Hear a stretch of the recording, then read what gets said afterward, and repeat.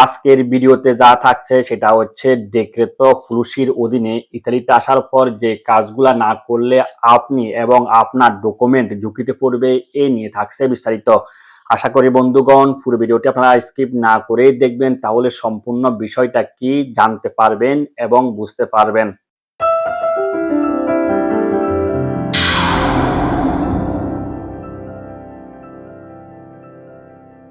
আসসালামু আলাইকুম রহমতুল্লাহি ওয়া বারাকাতু।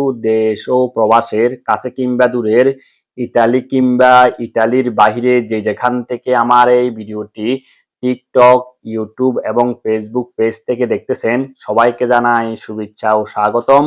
সঙ্গে আছি আমি ফয়সাল, ইতালির ভিসেন্সা থেকে। আশা করি বন্ধুগণ যে যেখানে আছেন শান্তিতে এবং নিরাপদে। আপনাদের সকলে সুস্বাস্থ্য ও দীর্ঘজীবন কামনা করে আমি আমার আজকের এই নতুন গুরুত্বপূর্ণ ভিডিওটি শুরু করতে যাচ্ছি। আশা করি বন্ধুগণ পুরো ভিডিও জুড়ে আপনারা আমার সঙ্গে থাকবেন ইনশাআল্লাহ। মূল ভিডিও শুরু করার পূর্বে যে সকল বন্ধুগণ আমার ভিডিওটি নতুন দেখতেছেন, আশা করি লাইক এবং শেয়ার দিয়ে কন্টিনিউ করবেন। আর যদি পেজে নতুন এসে থাকেন, আশা করি আপনারা আমার পেজকে ফলো করতে ভুলবেন না। সে যাই হোক বন্ধুগণ, কথা না বাড়িয়ে চলুন শুরু করা যাক আজকের এই গুরুত্বপূর্ণ ভিডিওটি। প্রিয় বন্ধুগণ, বাংলাদেশ থেকে ইতালিতে আসার পর আপনাকে প্রথম 8 দিনের ভিতরে যে কাজগুলা করতে হবে, আর যদি কাজগুলা না করেন তাহলে আপনি সমস্যা পড়বেন এবং আপনি এবং আপনার ডকুমেন্ট ঝুঁকিতে পড়তে পারে।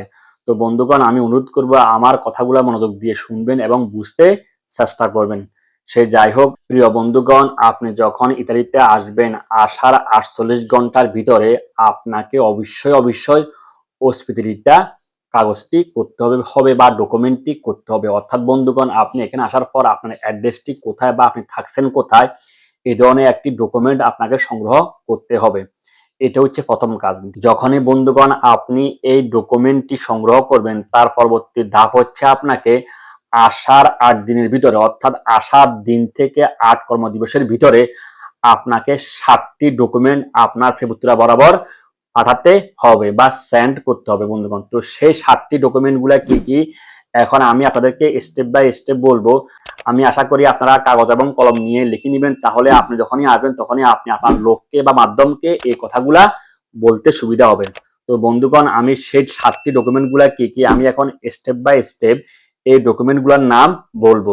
প্রথম হচ্ছে বন্ধুগণ আপনার পাসপোর্টের ফটোকপি, দ্বিতীয় হচ্ছে আপনার ভিসা ফটোকপি, 3 নম্বরটি হচ্ছে বন্ধুগণ আপনার হসপিটালিটার ফটোকপি, 4 নাম্বারটি হচ্ছে আপনার আলোকজাতীব, 5 নাম্বার হচ্ছে মালিকের আইডি কার্ডের ফটোকপি, 6 নাম্বার হচ্ছে আপনার আমপাল সার্টিফিকেট এবং সর্বশেষ এবং 7 নাম্বার হচ্ছে আপনার আসেভারাসিওনে। এখন এখানে উল্লেখযোগ্য বিষয় হচ্ছে যারা কিন্তু আপনার স্পন্সর ভিসায় আসবেন তাদের জন্য এই ডকুমেন্টগুলা প্রযোজ্য। আর বন্ধুগণ, যারা কিনা আপনারা সিজনাল কিংবা কৃষি ভিসায় আসবেন তাদের ক্ষেত্রে আপনার আসেভারাসিওনের এই ডকুমেন্টটি না পাঠালেও চলবে। তো বন্ধুগণ, আপনি যখন এখানে আসবেন আসার 8 দিনের ভিতরে আপনাকে অবশ্যই এই কাজগুলা সম্পূর্ণ করতে হবে। যদি বন্ধুগণ আপনি এই কাজগুলো সম্পূর্ণ না করেন তাহলে সেক্ষেত্রে আপনি এবং পরবর্তী সময়ে আপনার ডকুমেন্ট ঝুঁকিতে পড়বে বা আপনি সমস্যা ফেস করতে হবে আপনাকে। প্রিয় বন্ধুগণ, আমি অনুরোধ করব এই বিষয়গুলা অত্যন্ত গুরুত্বপূর্ণ বিষয়। আর এই জন্য আমি বলবো যারা কিনা ভিডিওটি দেখতেছেন বা পরবর্তী সময়ে দেখবেন, আপনার লাইক এবং শেয়ার দিয়ে ইতালিতে আসা ভাইদেরকে জানার এবং দেখার সুযোগ করে দিন। এখানে আসার পর যেন ডকুমেন্ট নিয়ে কোনো প্রকার ভোগান্তিতে না পড়তে হয়, যেমনটি বাংলাদেশে আপনারা ভোগান্তিতে পড়েছেন।